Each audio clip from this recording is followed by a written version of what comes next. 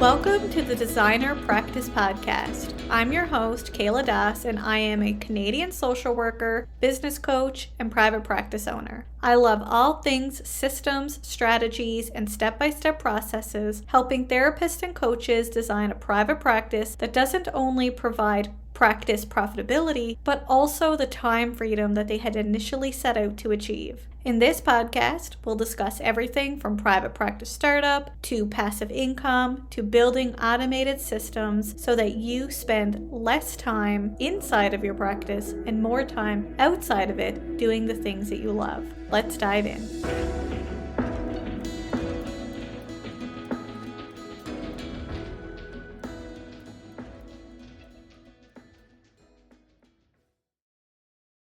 If you're a Canadian clinical supervisor, then you'll want to hear this. Have you been having a difficult time finding clinical supervisees?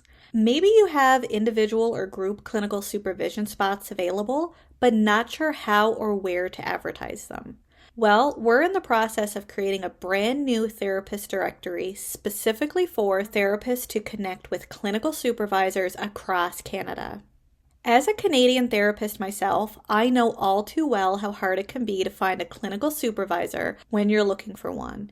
And as a business coach, I've heard from so many of you how hard it can be for clinical supervisors to promote their available clinical supervision spots. So, the Canadian Clinical Supervision Therapist Directory was born. Similar to traditional client-focused directories, the Canadian Clinical Supervision Therapist Directory is designed to connect therapists with their next clinical supervisor. Although our site is still under construction, I invite you to sign up to the waitlist so that you're the first to know when our directory goes live. Once live, we'll be offering a limited time low fee subscription rate to founding members of $9.99 per month Canadian dollar to clinical supervisors who provide clinical supervision to Canadian therapists. And don't worry, by joining the waitlist, you are not committing to anything, only to receive emails when we're about to go live. So, to sign up for the Canadian Clinical Supervision Therapist Directory waitlist, head to our website at canadianclinicalsupervision.ca. That's canadianclinicalsupervision.ca, or scroll down to the show notes and click on the link. Welcome back to the Designer Practice Podcast, and I'm your host, Kayla Das. Have you ever struggled to start and grow your private practice because you've been caring for a loved one? Whether it's an aging parent, an ill spouse, or maybe you're a new mom navigating life with a new infant, going after your own passions when unexpected challenges arise can be difficult and sometimes even feel selfish. However, in this episode, we're going to discuss how you don't have to choose one or the other. In today's episode, Melissa Miller, caregiver and business coach, will share how she built her business despite unexpected challenges and how you can do so as well. Hi, Melissa. Welcome to the show. I'm so glad to have you here and happy holidays. Happy holidays to you. Merry Christmas. I am so excited that we get to share and chat with you during this holiday season. I hope it's really being a time just for you to rest and recharge because it's been every year's crazy. I know we say that, but it is. It's busy and we need time to rest and recharge. So I hope that you get that, some a little encouragement from our conversation today for sure. I agree. And I think this episode is very timely because, through the holidays, a lot of us, especially if you have new infants like myself, sometimes you don't have daycare, your kids are not in school, you're still navigating working if you can't take some time off. So I think that this particular episode is very timely. So, Melissa, before we dive in, please introduce yourself, where you're from, and tell us a little bit about you and what you do and how you started your business. Absolutely. Well, hello, everyone. My name's Melissa Miller. I currently live in southern Idaho in the US, and it gets cold here during the winter. So if you ever visit, bring your mittens, bring your winter jacket because it gets cold because we do get snow, ice. I am a former certified nursing assistant. I practiced mainly in long-term care facilities for 15 years. I did do a little bit of home health where I worked for a home health agency. And my business journey started in July of 2020 when we were in the pandemic And that was because my husband had been diagnosed with epilepsy unexpectedly. And we had a 1-year-old daughter at the time. So I was trying to find a new means of income to help support my family and replace my income. And the only things I could find really were stuff that would not work. I found remote positions, but they didn't work because I didn't have the proper training, certification, degrees, experience in that field. And they didn't really allow a lot of flexibility, which is what I needed as a new mother and a spousal caregiver. So I initially started with blogging. Obviously, where I'm at today is way different, but starting my own business was the best thing that I could do to give me the flexibility. So if I needed to drop something to take care of my daughter, or more importantly, triage my husband, I could do so. So that's really my journey in a nutshell. Wow. So, what brought you to business? Well, it's interesting. When I started my business, I was initially targeting only family caregivers. And I went through a big evolutionary process, to be quite honest, targeting young moms, stay-at-home moms, spousal caregivers, family caregivers. But it just didn't feel right. I wasn't connecting with people. But as I was building my business, one thing that became really apparent is that there's a lot of parallels with entrepreneurship and caregiving in terms of the skills, like with time management, productivity, having systems. Self care is a big one because you can burn out with either role. And I had a unique perspective. It's been interesting. I've had such a unique perspective of building a business from scratch with no prior experience in the business and coaching industry. And I could bring a lot of skills to entrepreneurs, which is who I work with today, whose first skill set is their business, but when they're thrust into caring for an aging parent, maybe a spouse themselves or an aging grandparent, they're starting at ground zero, just like what I did. It's reversed in terms of when I started my business. And so helping people create systems in their business and also create systems for managing their loved one is just my heart and soul because I want to make it easy for them to be able to pursue both of these passions because they're both important. Neither one is more important than the other. And I firmly believe if I can do it and I don't have to choose, then I don't want someone else to feel that they have to choose. They can do both. It's possible. I love that. And although I didn't start my business due to caregiving, I have mentioned on the podcast, I added passive income streams into my business.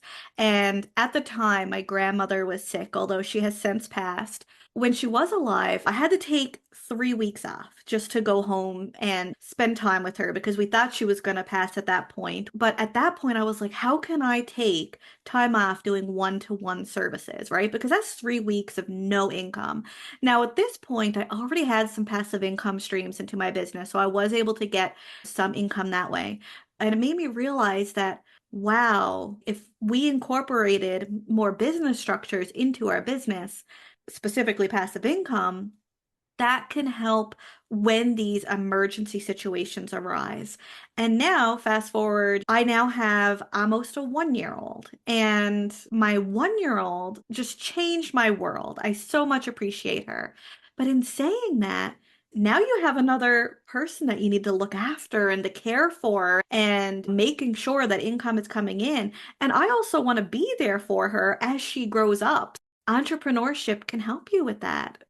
Absolutely. And it's interesting when we're having this conversation, we're reversed. I mean, my daughter is almost 6 now, but it's full circle to where we were in your journey. It is a huge life change for you when you're not having to worry about supporting your spouse, I mean, or your partner. That's something huge too. But to really have to also incorporate caring for your children, that's a huge responsibility and a huge weight that we feel as mothers and as human beings. But at the same time, with going back to that flexibility piece, whether you're a parent or you're a caregiver, same thing. You want to be present. Like with my husband, I obviously want to just be able to drop everything, go to every appointment, give him the proper care that I know he needs whenever he does have an episode so we don't miss something and he doesn't have more complications of his health moving forward.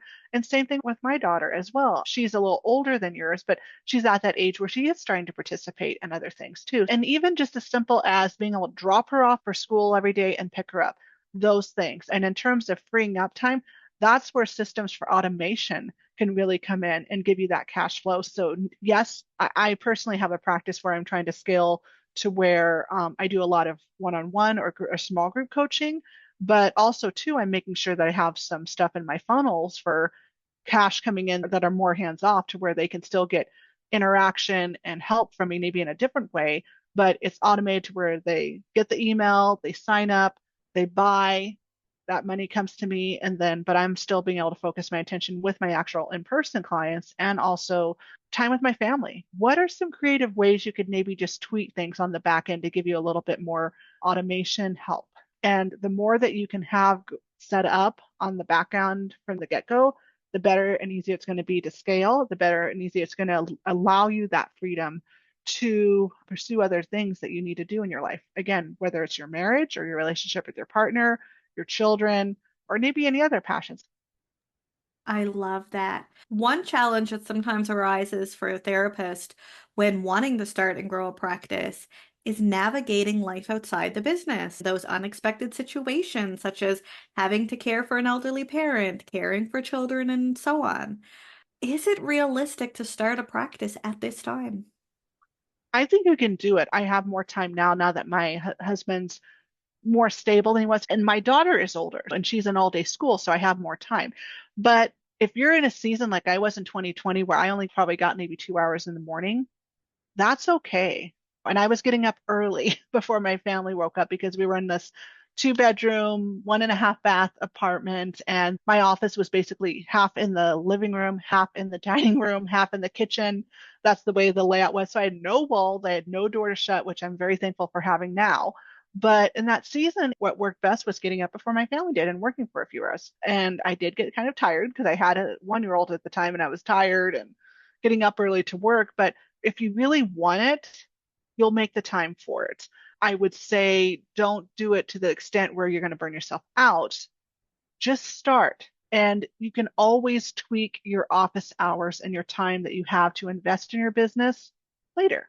Decisions aren't life sentences. So you can certainly start slow now, focus on maybe just one thing, and then you can add on to it as you go and as you scale and as your family journey evolves. Okay. So it doesn't mean that you can never start. It just means you might start in a different way for this season that you're in, where it is only a smaller amount of time.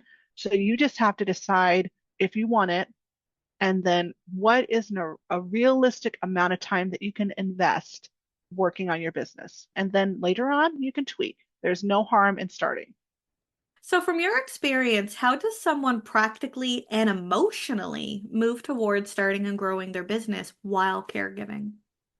That's a tough question because it's hard. In the beginning, it was more stressful because it's like, oh gosh, I quit my career, which I don't regret. I left my job because we were in the pandemic. I did not want strangers in my house, but it was tough. It was tough to because in the beginning stages of the business, it's like with anything, you're trying to establish your new skills because there's so many copywriting, marketing, decide what you want to do. Do you want to coach? Do you want to mentor? Do you want to do video? Do you want to do podcasting?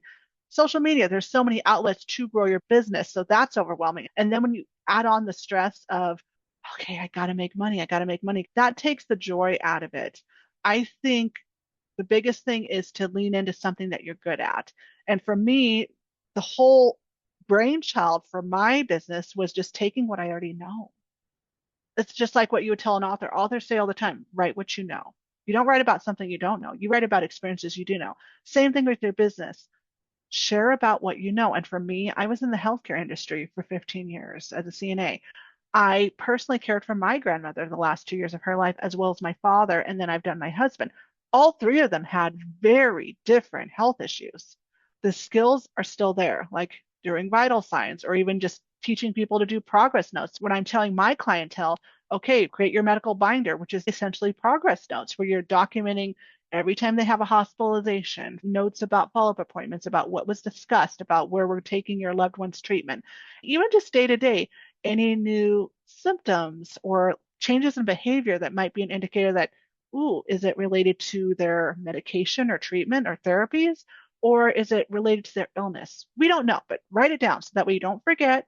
You can refer back to that information when you're having a follow-up appointment with your loved one's medical professional. So the skills can overlap, whether you're a business owner, or a caregiver. The idea here is just realize that it doesn't have to be as foreign as you think it will. Because I think that's what scares a lot of people. It's like, oh gosh, if I'm going to start a business, I have to totally reinvent the wheel and do something I don't know anything about. That is not true. The most successful business owners are the ones that are doing something that they're passionate about, that they love, and also have some experience with.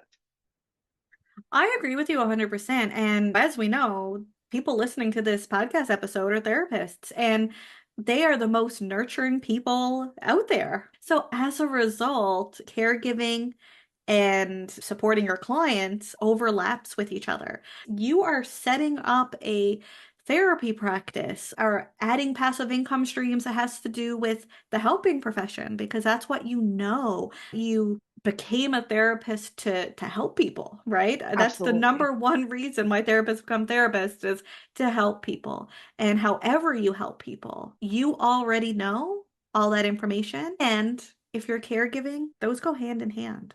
Yeah. The big one that you mentioned right there that just was a light bulb in my mind was communication and listening. As a medical professional, whether you were a nurse, a doctor, or specialist, or a CNA like I was, or you're a therapist like your listeners, you have to listen to information about what people are telling you because that's how you're going to know how to help them. Same thing is true as a caregiver or business coach or whatever business title you want to give yourself. Same thing. You have to listen to your clientele to hear what's going on, what's the problem, because that dictates what kind of content you make, what kind of programs you make, how you even just have a conversation with them to help them. It all is the same thing. It's a similar skill. So listening, communicating, confidentiality, it all ties in together. So it's not so foreign as you think. So, do you have any tips or strategies for organizing or creating systems that would help listeners have more time for business and supporting their loved one along the way? Mhm. I would say the first tool to definitely get on your bandwagon, both on your computer and your phone, would be Google Calendar and create a color code system. Because here's the thing, as a caregiver, you're going to have a lot on your plate in terms of medical appointments, follow up appointments, and just tracking medications. Google Calendar can be huge for that. Now, I don't use it so much for medications, but just my schedule because I have my daughter scheduled. And then anything that's business related, I color code it red, and then anything that's, say, medical is like a different color. And then anything else is a different color. And then the cool thing about that, if you don't want to use a tool like, say, Asana or Notion or Airtable, I love them. They're awesome. But if that's too much of a bandwidth for you, definitely leverage Google Calendar's task list. Another thing I love about Google Calendar is you can have things repeat. You can set a custom due date and you can have multiple reminders. So I personally like to set mine to a day in advance. I like to know what's coming up a day before. So, like, for example, this podcast that we had today, an alert reminded me yesterday, going to be recording on this date at this time. So that way I just mentally prepared for what's coming up on my plate. So that would be the first tool I would recommend and play around with it. And Google Calendar is free.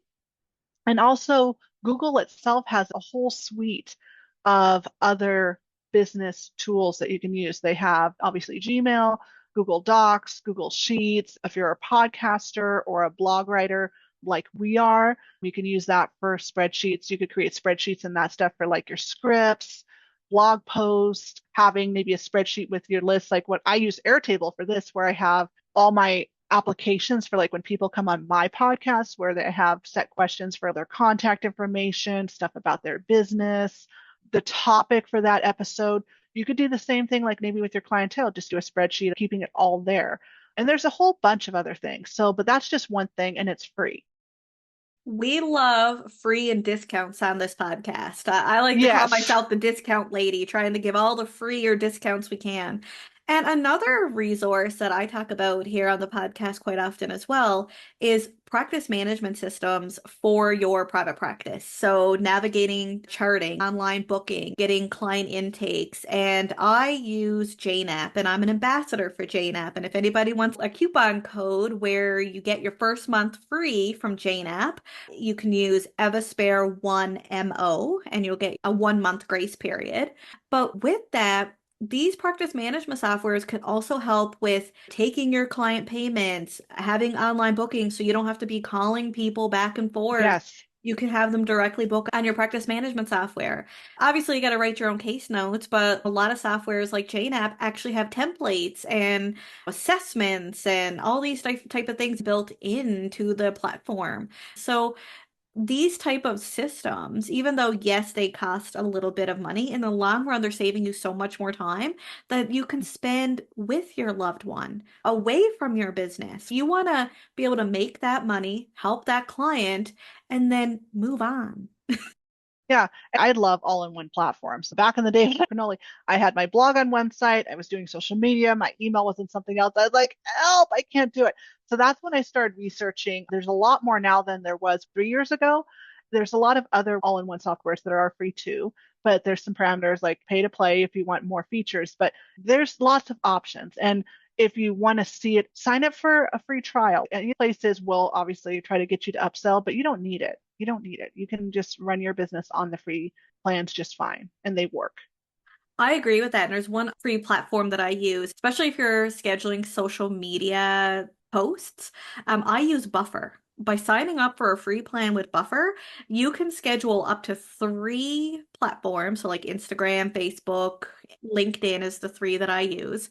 And you can have up to three platforms and you can schedule up to 10 posts per platform. So, if you even just want to schedule like a month or two in advance, you can use the free platform so you have your content scheduled, and it's so wonderful to be able to just have it all scheduled and not have to worry about it. So I Yeah. totally recommend that as well. Yeah. Later has a free plan. I did use their paid feature for a while. It wasn't too bad. I've recently went to because another business friend of mine recommended. She uses the free version of Metricool and loves it. So I have Metricool. I honestly don't use it as much though because I'm kind of segueing back from social media and doing a lot more bundles and collaborating and email marketing is kind of where my heart and soul is. Social media. It's just not for me. And that's another thing too, you will try lots of things and you will have a lot of people speaking to you about, oh, you should do this, you should try this, you should do this. Clear out the noise, try things, take and run with what works for you, what brings you success, what helps you feel less stress and more calm, and ditch what doesn't serve you. And that's both on the caregiving side and the business side. It's okay to try things and it not work. It doesn't mean you're a bad caregiver. It doesn't mean you're a bad business owner. It just means you haven't found the right thing. And even just with building your practice, I've been doing it for 4 years. Have I had as many sales as I'd like or really gotten the success that I need?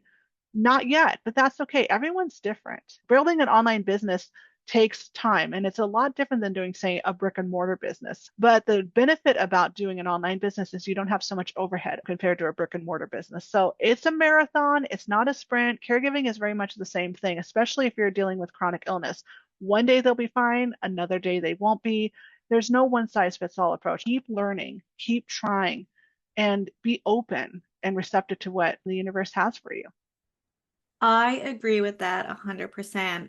One of the biggest pieces of advice, if I could give listeners, is to test things out, be willing to make errors and mistakes, and learn from them. If you don't make those mistakes, you can't learn from them. And I'm going to share one of my biggest mistakes, and I can't even remember if I've ever shared this on the podcast, so this might be new information. When I first started business coaching, not as much when I started my practice, but I thought I had to be salesy. I was writing these very salesy posts. I've even had comments from some friends saying, Kayla, what are you doing? Why are you so salesy about this? But I also realized that I wasn't getting clients either. It wasn't helping me to be salesy. So I'm like, well, what do I got to do? I could have just said, oh, you know what? I got to throw in the towel, give up my business, never do it again. And then I wouldn't be where I am today. Now I actually am on the complete opposite side. I give as much free content as I can, hence the podcast, blogs. Obviously, I monetize them, so that's how I make my money. But in saying that, I am a giver now. I think I always was a giver, but I just thought in my mind that I had to be salesy because that's what we think. We think we have to be salesy. But the Mm-hmm. truth is, the more you give, the more you help people, and the more you just are willing to make those mistakes and then learn from them. Don't give up with the mistakes. Learn from them. Yeah. We're talking to therapists here as your audience. Tons of therapists. But you're all unique. You're all gifted. You're all talented. You have something new and fresh and interesting to bring to the table. So stand in your truth and figure it out. And whether you're a rookie business owner or you're a seasoned entrepreneur, just keep trying things. Like Kayla said, just keep showing up. Be human, make mistakes. Tomorrow's a new day. Decisions aren't life sentences, and I can keep moving on. And more times than not, your biggest fears are never going to come true. If fear stops you, you're never going to see the beauty of what you Mhm. can do in this world. And you do not have to do this alone. And that goes both ways with being a caregiver. That goes both ways with being a business owner. Find your support network, build your support network of people that can help you and be in your corner. So whether it's entrepreneur wise, have coaches, have mentors, and also be a part of communities. Have some business besties. Same thing with caregiving. Get into support groups. Facebook is actually awesome. I personally haven't found a group that works for me, but that doesn't mean it can't work for you. Look on Facebook for support groups that are for your age demographic, for your illness specifically, and also find support for yourself too that maybe is in the realm of like a therapist. I love that. Melissa, I know you have a free resource that you'd like to share with listeners. Can you tell us a little bit about what it is and how it can help therapists? Yeah, so if you are a caregiver, and obviously I know you're a therapist, but if you are new to caregiving and you're like, I am clueless, I have no idea what I'm doing, I have my free workbook called Mapping Out Your Needs for Caregivers Workbook. It essentially, in a nutshell, is just my prompt framework that I teach in my coaching practice, where I help you prepare, reach out for support, get organized around your home and biz, manage your busy schedule, and prioritize your mind, body, and soul, self care, and then tell your story to heal and inspire. Because that's what you're doing essentially as a business owner. But also, I want to make sure you're telling your story to heal and inspire in again with your support group. Whether that's an actual caregiver support group or maybe some close friends, making sure that you're telling your story to validate and honor and realize I've been through something, or maybe another therapist. So it's okay for therapists to see therapists. We need that support. So the workbook also includes some podcasts by some amazing guests that I've had over the last couple of years that are for each framework.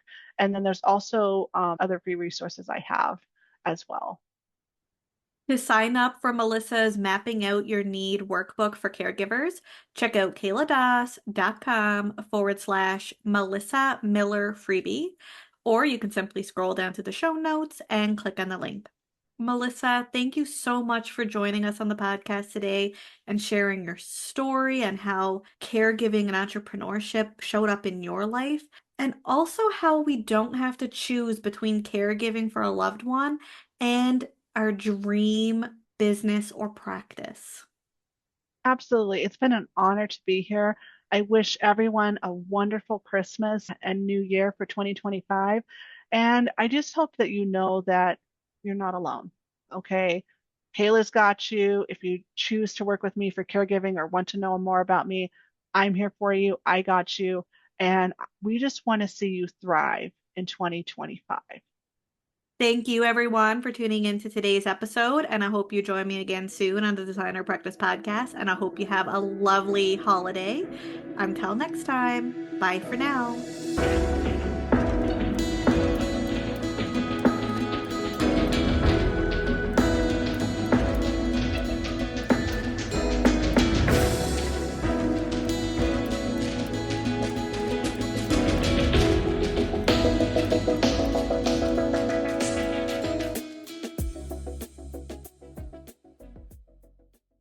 Please be advised that the podcast advertisements and links in this episode may be affiliate and or sponsor links where Evaspare Inc. and the Designer Practice Podcast receive compensation for sales or signups made through link clicks. This helps the Designer Practice Podcast continue to provide free and valuable content to you each week. Thank you, and we appreciate your support.